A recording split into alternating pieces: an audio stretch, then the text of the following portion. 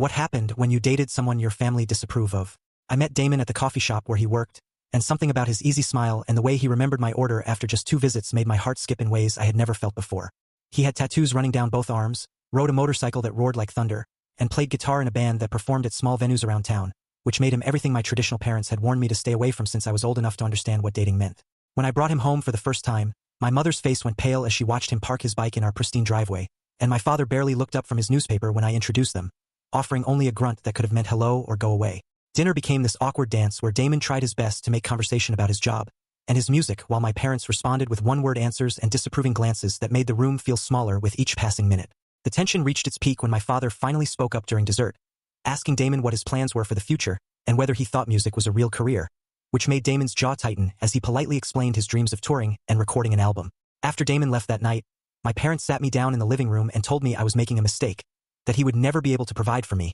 and that I should find someone more suitable from our church or my college classes. For months, I lived this double life where I would sneak out to see Damon at his shows, lying to my parents about studying at the library or hanging out with girlfriends, until one evening my mother followed me and saw us kissing outside the venue. The fight that followed was the worst we had ever had, with tears and raised voices and threats about cutting me off if I did not end things immediately. But something inside me had changed during those months with Damon, and I realized I could not let fear and other people's expectations control who I chose to love.